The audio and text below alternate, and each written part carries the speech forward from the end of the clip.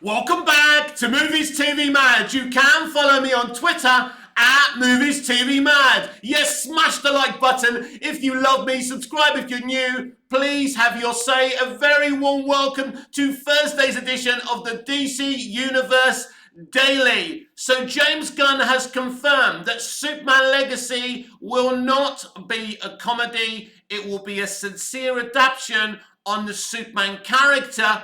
But he's also said something very curious, that it's going to honour previous adaptations. So today I'm going to give you my theory on what Superman Legacy is going to be. I just fell in on what he's planning after he said this yesterday. I believe we are looking at, in terms of Superman Legacy, in a Superman No Way Home scenario. I believe this film will be a Superman multiversal movie. I believe Henry Cavill's Superman is in this movie. I believe that Brandon Routh's Superman is in this movie. I believe that maybe even Dean Cain's Superman may be in this movie. Maybe, maybe not. But I think we are looking at a multiversal Superman movie, and that's why the legacy is in the title. Do you get it? I think Superman the movie is the ghost that's been haunting all Superman adaptations, even on television. It's the most popular, most successful version of Superman in live action. And instead of pretending it doesn't exist, trying to move away from it, or trying to move away from Superman Returns and pretend that Brandon Routh never played Superman, probably isn't the thing to do here. You need to swap the ghost. You need to honour the ghost of these previous Supermen, then move on. I believe this is the reason that early on James Gunn said that Henry Cavill wouldn't be his Superman. So it's clear he's going to cast his own Superman. But I do believe this is going to be a multiversal Superman movie. Now, if you agree with me, if you think this is a good idea, smash the like button. Give me a comment. Tell me what you think about my theory. Now, this would excite me. For some people, this would be a gimmick, but I think if it's done properly, it doesn't have to be a cheap gimmick. I think this is a very, very good idea if I'm right about it. And you know my gut feelings and how often they become right. I think this would be a very, very good idea. I think Superman fans would buy into it. I think geeks and nerds would buy into it. If you honour Henry Cavill's Superman properly, if you honour Brandon Routh's Superman properly, it can be a very exciting thing. Because then you can say, in this universe, everything exists. Now, don't forget, originally, the Flash movie was going to make everything in DC live action from the past canon going forward in the DCEU. It could be that that is still the case. I don't know how many changes they've made to that film and to that idea. So I think this is a very, very good idea, if indeed this is what James Gunn is looking to do. And I think it could be a very, very exciting film. It makes sense now why he's calling it Superman Legacy. I've had lots of different theories why he's calling it Legacy. Before, when I saw that he was calling it Legacy, I thought, oh shit, he's going to kill off Superman and Superboy is going to be his Superman.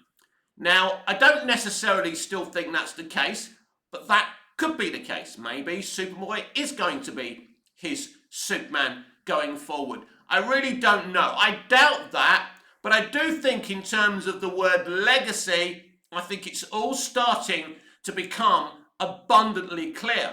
And as I say, this really, really excites me. Now, you know me. You know how genuine and honest I am with you guys. Now, I've said I've had my concerns about James Gunn running DC and writing and directing a Superman movie, but I've always said that I like James Gunn. I respect him for the stuff that he's done. He's good at what he does, he's clearly got a plan, a defined plan. And this is about respecting Superman. This is a good idea, everyone. Let me explain to you why.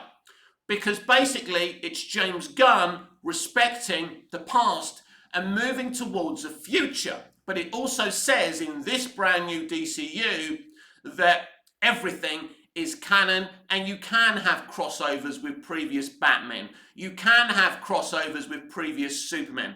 It's a very good idea. Meanwhile, you've got your brand new Superman that you can move forward with, a brand new Superman for a brand new generation. I've said this before. You know, when you're older, when you're my age, I'm 50 years old, you always look to the past and say, my films were the best that I grew up with. My songs are better than the songs out today. This is the way it is. But every generation needs a Superman. Every generation needs a Batman. This generation has got loads of Batmen. We've got Robert Pattinson. Quite a few years ago now, we had Christian Bale. So we've had quite a few Batmen, and everyone has got their versions of who they like. But I think in terms of this Superman Legacy movie, I think this would be a very, very good idea where you honour the past and then you move on to a very exciting future. And obviously, James Gunn saw how successful Spider-Man No Way Home is. Now, the difference is we're introducing a new Superman and we're introducing like previous Superman. So it will be a very interesting thing. So it has to be the new Superman, the new guy's movie. Of course it does. I think Spider-Man No Way Home did a really good job of honouring the past but focusing on the future. Spider-Man No Way Home sets up Tom Holland's future as Spider-Man in a very, very good way. And this is what Superman Legacy has to do. This would make this movie a huge event. Now, I believe it's something that fans would totally embrace.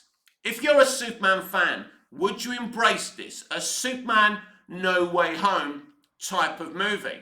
As you know, I'm a huge Superman fan. You know my concerns about James Gunn. But this, finally, now I kind of think I know what he's planning. Now I'm very, very excited about this. Going forward, I'm going to have an open mind about James Gunn and his plans. Because here's the thing, no matter my concerns, he has got the keys to the kingdom. He is writing and directing a Superman film, no matter how you feel about it or how I feel about it. The past is the past. Many, many mistakes have been made. James Gunn knows it was wrong to remove Zack Snyder in the middle of his plans. He knows it, right? But he's got to come in and fix this thing. James Gunn may even know that maybe Zack Snyder and Christopher Nolan were the wrong people to bring in for a mainstream universe. Now, Snyder would be great in an Elseworld universe with what he was doing. I adore the Snyderverse. I absolutely do. But in terms of a mainstream business, it probably wasn't the right decision to put Zack Snyder in charge of a mainstream DC universe. I think even his fans would concede that. But what Snyder did was really valid. I love it. It was excellent. But now we have to sort DC out. We have to make DC a viable concern. And it's very, very difficult right now because superheroes are losing their popularity in live action. It's been a long time since a superhero movie has made $1 billion. So to make $1 billion CBM, I believe you have to have something a bit interesting. You have to excite the audience. And I think nothing excites the audience more than a celebration of what's been in terms of Superman. And, tragically, we can't use Christopher Reeve. Maybe they'll do something. Maybe they'll give him a little cameo. But I do believe this is what he was talking about when he was talking about giving Henry Cavill another role in the DC universe. Now, there's different ways he can honour previous Supermen. he can allow Brandon Routh and Henry Cavill to cameo in different roles. Now, they did this in Smallville really, really well. Christopher Reeve played Dr. Virgil Swan in Smallville. That's how they honoured him. There's that way of doing it, but I believe there's a reason he's calling it Superman Legacy, and I finally believe this is the reason he's calling it Superman Legacy. A Superman No Way Home movie. A Superman No Way Home scenario. And I am here for it. But it's all about execution at the end of the day. You can have great ideas. There's been lots of television shows that have had great ideas but haven't been executed very well and have only survived for one season. And so I think this is an excellent idea, if indeed this is what James Gunn is planning. I do believe wholeheartedly this is what he's planning, and I definitely think it could work.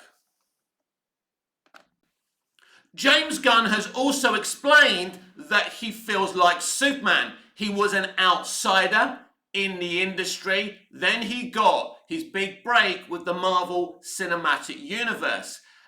So that's how he describes himself, that he feels like he's Superman. It's a very interesting thing to say. Some people are mocking him saying this because of previous, let's say, jokes and indiscretions and the way he's conducted himself. But at the end of the day, I do understand what he's saying. Now, in other DC news, Michael Shannon confirms that when he was approached to play General Zod, to reprise his role as General Zod in the Flash movie, he decided he needed Zack Snyder's blessing. So he told Andres Muschietti, the director of the Flash movie, he couldn't do it unless Zack said it was okay.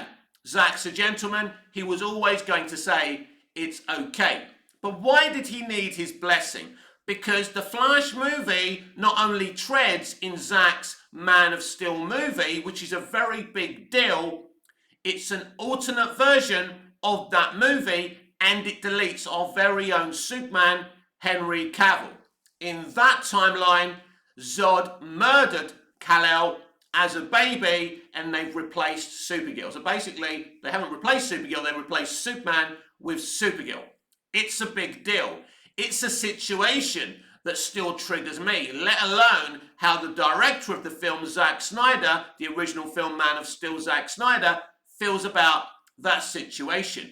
But there's nothing he can do about it. So I respect Michael Shannon for wanting Zack's blessing. How do I feel about what they did in the Flash movie and Man of Steel? Is it a betrayal of Man of Steel? As I say, it's a big deal to tread in somebody else's movie. Now, it's a kind of Back to the Future 2 scenario where Marty McFly treads in the previous first original Back to the Future movie. But there's a difference. They don't rewrite that movie's history. You know, certain things happen, but, you know, the destiny of what happens in that movie doesn't change. Now they're treading in this Man of Steel movie. They're taking the big fight against Zod away from the populated area, and they're doing it in the desert because we know a lot of people didn't like the fact because there was so much collateral damage. Now in Superman 2, when Superman's fighting the three villains from Krypton, he's fighting them in the middle of the streets of Metropolis, but nobody dies. I don't think we ever questioned that situation. It's crazy. Not one person dies in that fight. But it works. They ignore that situation, but it works for that movie. Man of Steel was a realistic take at Superman. This is what you get when you bring in Nolan and Snyder. I don't think you can rewrite history. And when you do attempt to rewrite history, you can get yourself in a lot of trouble. We will see what the fans make of them treading in Man of Steel, and if that scenario works. It is a very, very risky scenario because Man of Steel is a beautifully shot movie with perfect VFX as far as I'm concerned. Not everyone will agree with it, and I just feel it's a very dangerous game to play, but that's why Michael Shannon wanted Zack Snyder's blessing before reprising his role as General Zod in the Flash movie. Looking at all the reactions to the Flash movie, it's made me want to have a really deep, thoughtful conversation about movie reaction grifters. People who have huge platforms, access media, who tell you they've just seen the best movie ever. And it's a very serious situation because I know you, the fans. You're very eager. You want people to say lovely things about DC. You're suckers, and I understand that because I'm a sucker too. And I just feel to manipulate the innocent, to manipulate easy fans with exaggerations and lies just so you can grift, so you can make money and continue to get access is wrong. I've seen it on Twitter all day yesterday, and I must admit, I had a bout of depression because of it. Because it is depressing when you hear people saying the Flash movie is the best superhero movie of all time, one of the best movies of all time. If you're an intelligent person with any common sense, you know without even seeing the Flash movie that it's not the best CBM of all time. It may even not even be one of the best CBMs of all time. But they may not necessarily all be lying. They've just come out of a screening, right? They're all excitable. They're full of sugar. They've had their Tango Blast, their popcorn, or whatever you have in these places, whatever they give you, and it's the best thing ever. But when you've got a responsibility, because we're talking about a lot of influencers here, they're called influencers for a reason. They're so popular, they can influence what you think. You may not want to believe that. So I believe the responsibility isn't really with them, it's with you and me to have common sense. If we fall for the grift, it's our fault. And I've said this before and I'll say this again. The only way to find out what you think of a movie is to consume it yourself and have an open mind. Don't believe what they tell you. Because if you go and watch the movie and it's not what they told you it was, you're going to be disappointed. They just saw a movie with so many shocking and surprising cameos. Yes, I know every single cameo that's in that movie. Now, I don't know if some of those cameos have been cut, if they've added more cameos. I don't know about that. And obviously, James Gunn has added elements to the ending of that movie, which I think surprised a lot of people who saw the screening. But just because you get great Easter eggs and great cameos, it doesn't mean you're watching a great movie. There's a difference between a movie that has lots of cameos and lots of Easter eggs. Doesn't necessarily make it a great movie. By the way, Andy Muschietti has confirmed there's potential for a Flash sequel within the movie. Now, we know originally the Flash sequel was supposed to be like a final crisis, a Crisis on Infinite Earths movie, where Barry Allen, the Flash, was going to go using the Speed Force yet again. Yeah, he didn't learn his lesson after breaking the universe, to try and find Batfleck, because he's trapped somewhere else because of what Barry Allen did in the first movie. Now, as far as we know, they're not doing that anymore. The Batfleck post-credit scene has been cut when he asked Barry to come and find him. But Andy Muschietti, or should I say Andres, it's not actually Andy, it's Andres Muschietti, let's get it right, has been hinting about potential for a Flash movie sequel. And if it's successful, that will be a very exciting situation, because Andres can have his own section of James Gunn's DC universe, a Flash universe, with Ezra Miller. Because if this movie is successful, Ezra remains in the role, whether you want them to or not. It's as simple as that. But let's get back to our conversation about movie reaction grifters. And they are grifters. Now, it's difficult for me because a lot of these grifters follow me on Twitter. I don't want to upset my relationship with them. And this is why I said yesterday, don't attack them. Don't attack them. They've got a platform. They're doing what they think is right for themselves. But it is a serious situation. And it does hurt me seeing it because, as I say, unless you're stupid, you know that they're exaggerating, even lying. You know, when you hear people saying, "Oh, I teared up when I watched that movie," but then when you read previous reactions, you like someone like Sean O'Connor always says, "I cried, I teared up when I watched this movie," because he's lying. You cried every time you had a first look at a movie. You're lying. It's not right. It's not fair. But these people have something that you don't: access. It's their responsibility. Now I know they're not really allowed to be ultra negative when they post their reactions. We all know that.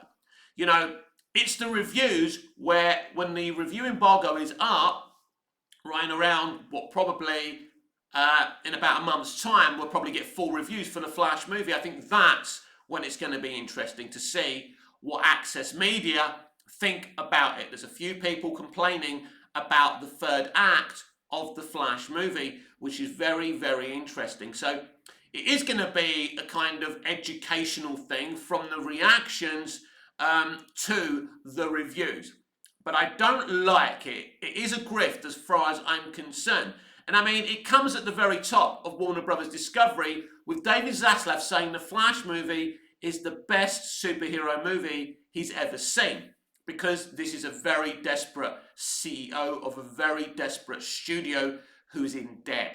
And they believe this is the movie where they can draw people in because it's a cameo and Easter egg movie. It's an exciting thing for a geek and a nerd. This is why I was kind of talking about my Superman legacy theory and like it being a Superman No Way Home scenario. And I think this will be very exciting to the fan. These are the type of movies that draw audiences in. I think it's very difficult now for superhero content to attract people naturally. The MCU is now struggling, and other superhero movies like Shazam, Fury of the Gods have also struggled. I don't believe the Joker 2, Folie à Deux, will struggle. I don't believe the Batman 2 will struggle because it has this individual, vision.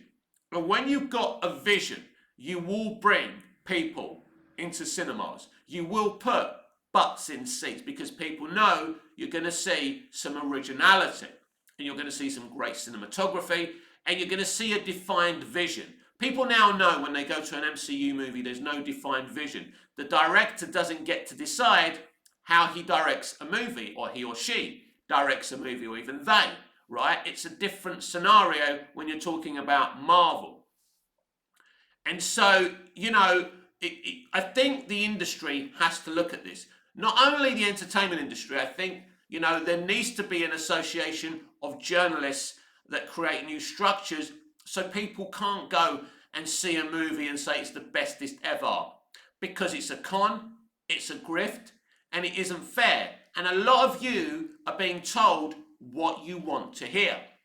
And when you go and see that movie, because you're taking these people at their very word, that it's the bestest movie ever. But by now, when you've heard this umpteen times, but when you go and see the movie, it is not the bestest movie ever. Wonder Woman 84 was called the right movie for the right time. Wonder Woman 84 wasn't the right movie for any time.